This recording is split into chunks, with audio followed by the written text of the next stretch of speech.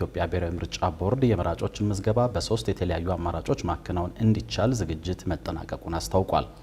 የመጀመሪያው አማራጭ የሞባይል መተግበሪያ መሆኑን የጠቆመው ቦርዱ ዜጎች መተግበሪያውን ተጠቅመውና ባሉበት ቦታ ሆነው የሚመዘገቡበት ስርዓት ስለመዘርጋቱም ገልጿል።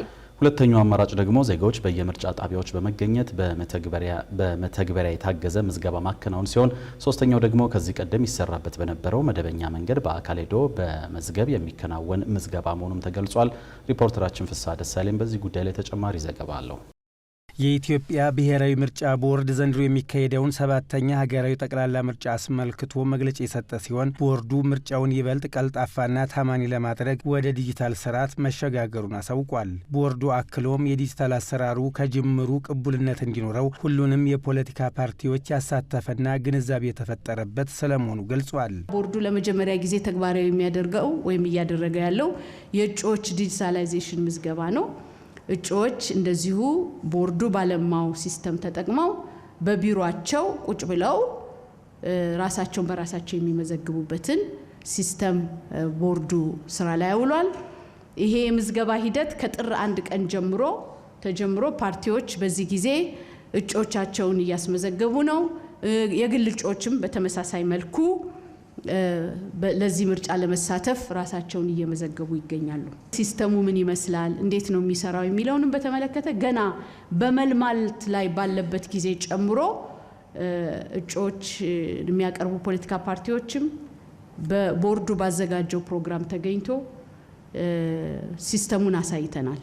የመጀመሪያው አማራጭ የሞባይል መተግበሪያ ሲሆን ዜጎች መተግበሪያውን ተጠቅመው ባሉበት ቦታ ሆነው የሚመዘገቡበት ስርዓት ስለመዘርጋቱን ገልጿል። ሁለተኛው አማራጭ ደግሞ ዜጎች በየምርጫ ጣቢያዎች በመገኘት በመተግበሪያው የታገዘ ምዝገባ ማከናወን የሚችሉበት ሲሆን፣ ሶስተኛው ደግሞ ከዚህ ቀደም ይሰራበት የነበረው መደበኛው መንገድ ስለመሆኑ ገልጸዋል። ምርጫዬ የምትባለውን አፕሊኬሽን በሞባይላችን ላይ አውርደን ያችን ምርጫይን አፕሊኬሽን ተጠቅመን ራሳችንን በራሳችን ቁጭ ብለን የምንመዘግብበት በሞባይል አፕ የሚደረግ ምዝገባ ነው።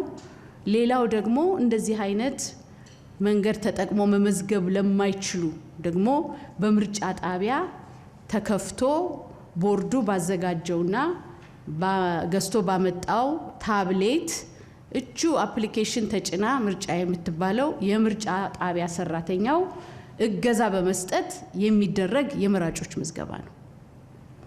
በሶስተኛ ደረጃ ደግሞ ያለው ሁልጊዜ ስንጠቀምበት ከዚህ በፊት ላለፉት 6 ዙሮች ስንጠቀምበት የነበረው በእጅ በማኑዋል የምንለው በመዝገብ የምንመዘግብበት የመራጮች የምዝገባ ሂደት ነው።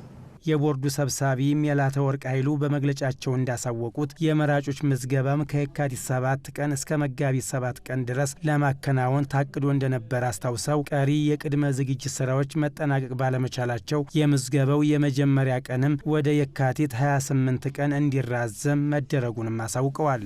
የመራጮች ምዝገባ እንደምታውቁት በምርጫ ጊዜ ሰሌዳው መሰረት ከየካቲት 7 ቀን ጀምሮ እስከ መጋቢት 7 ድረስ እንደሚካሄድ ፕሮግራም አውጥተን ነበር።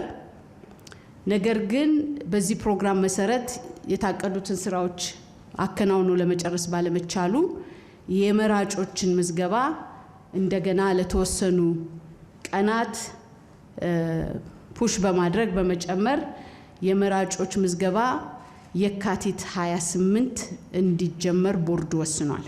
እንግዲህ ከዚህ በተጨማሪ ልዩ ጣቢያ መቋቋም ቢያስፈልግባቸውን የሀገር ውስጥ ተፈናቃዮችን፣ የመከላከያ ሰራዊት አባላትን፣ የትምህርት ቤት በዩኒቨርሲቲዎችን በተመለከተ ጥናት አድርጎ መረጃ ሰብስቧል ቦርዱ። ስለዚህ በዩኒቨርሲቲ ምን ያህል ተማሪዎች አሉ፣ ምዝገባው እንዴት ይካሄዳል፣ ድምጽ እንዴት ይሰጣል የሚለውን በተመለከተ ከሚመለከታቸው የተቋማት ኃላፊዎች ጋር ምክክር አድርጓል። በቀጣይነት ደግሞ መረጃዎቹን እየሰበሰበ ከሌሎቹም ባለድርሻ አካላት ጋር የሚሰራው ይሆናል።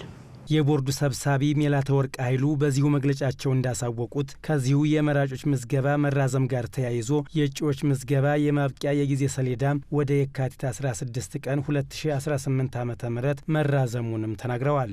ሰባተኛው ሀገራዊ ጠቅላላ ምርጫ ነጻ፣ ፍትሐዊና ተአማኒ ሆኖ እንዲጠናቀቅ ቦርዱ ጥረቱን አጠናክሮ እንደሚቀጥልም የብሔራዊ ምርጫ ቦርድ ሰብሳቢው አሳውቀዋል።